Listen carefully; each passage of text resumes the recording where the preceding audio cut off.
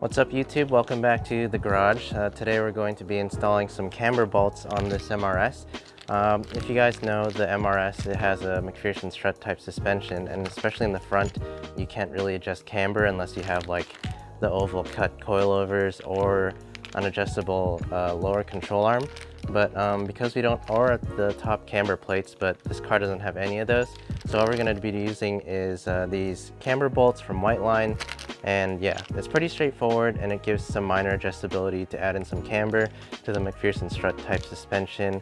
And for what I do, I think it's good enough. I don't think they will shift in any way, hopefully. We'll find out. We'll just torque it down. The blue MRS has McGann, so there is that oval on the strut where we can shift it, but this one does not, so we're going to be using camber bolts today. Alright dudes, so what we're going to be replacing is this bolt right here. This is where the camber bolt's going to go. So I'm just going to remove this, and then we're going to put the camber bolt in there, and I'll tell you guys how we adjust it.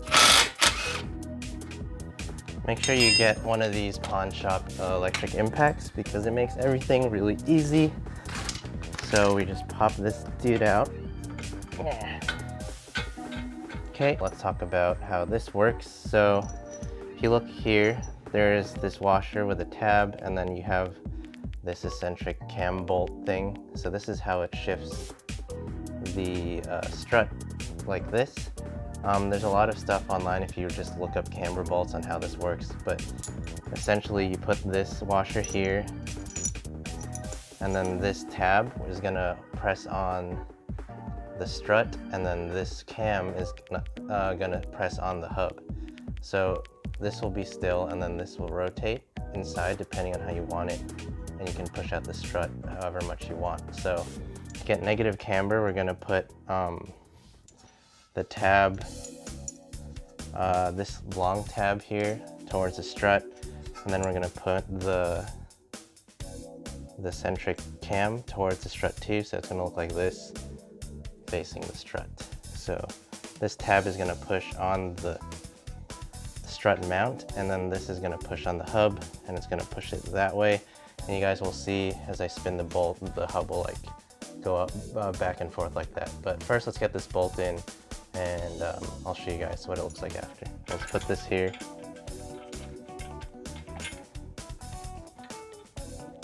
It's not really fitting easy, so I'm gonna undo the bottom now that that part's in, so you can get some adjustability. And you want to undo the bottom too, so you can shift the camber around anyway.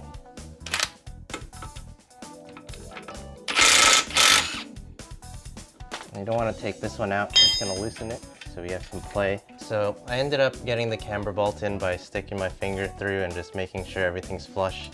So the camber bolt is pretty much in, but what I'm trying to do now is you want to make sure, you see the little washer tab here? It's only going to fit flush with the strut mount where the fat part of the cam lobe is, because it's creating that space in the hole. So the hole is that way first. So we're going to put the cam there first, and then we'll rotate this to how we want it later. So I'm just going to push this bolt through. Okay, and then we'll snug it down and then adjust it. So I'll put this first. I'm just making sure that this washer is flush with the tab in the strut part. Alright, so now that this is on here, well actually we want this tab on the other side, so what I'm going to do is I'm going to turn this side of it towards that way with the tab.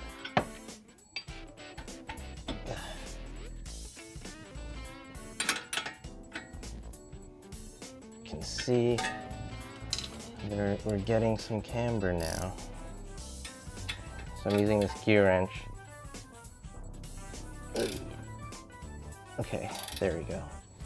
Let me move the camera or show you guys. So if you look here, there's the arrow pointing that way, and you can see the strut is tilted in that way. So with the gear wrench, hopefully the little tab dude stays there. You can see the strut moving, right? And that's only as long as the washer thing stays there. So, not sure if you can see it shift. Maybe we can put it on this side.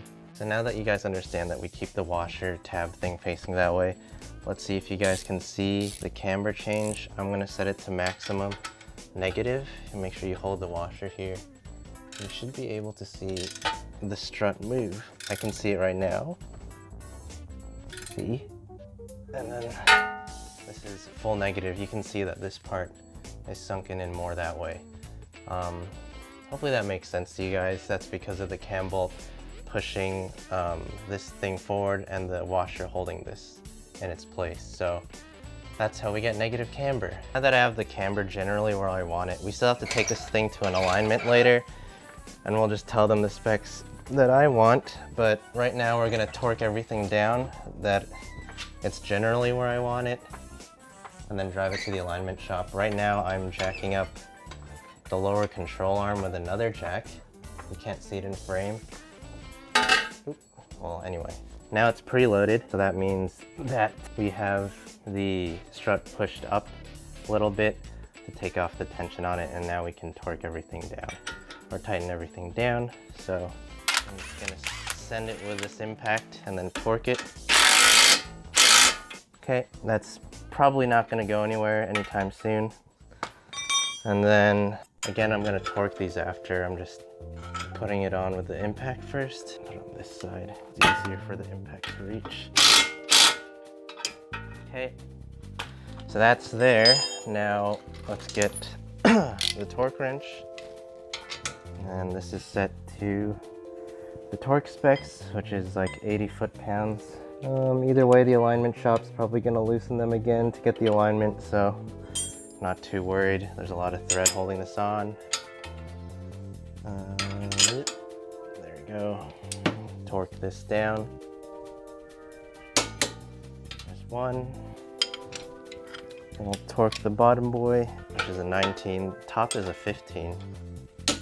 Okay, that's torqued. So now we have negative camber. So again, here's the camber bolt.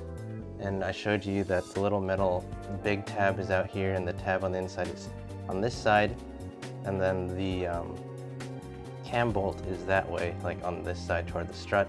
And you can see there's a gap here, or like the hub is shifted inward. So that would mean that there's negative camber. And I set it to the maximum setting.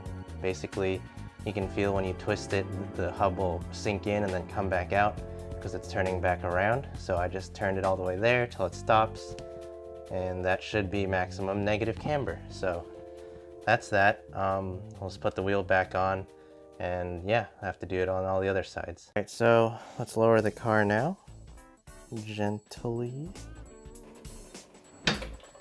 Whoop. So I don't know if you guys can see it, but now we have a little bit of negative camber, and that's exactly what we wanted. I think the most you can get from camber bolts is maybe -2, but realistically probably -1.5, but that should be enough for what I want to do. This is in Stance Nation. So anyways, hope you guys enjoyed the video and found it informative. Now, you still have to take the car to an alignment shop, obviously, to make sure they have it to your spec. I'm gonna set it to my settings. Everyone has their own, and people argue with what's ideal, but for me, I'm probably gonna run -1.5 and then -1.9 in the rear, and we'll see how that does. So yeah, hope you guys enjoyed the video, and I'll see you in the next one. Still gotta install these on all 4 corners, but that's what I'm up to for now. So see you guys, see you in the next one.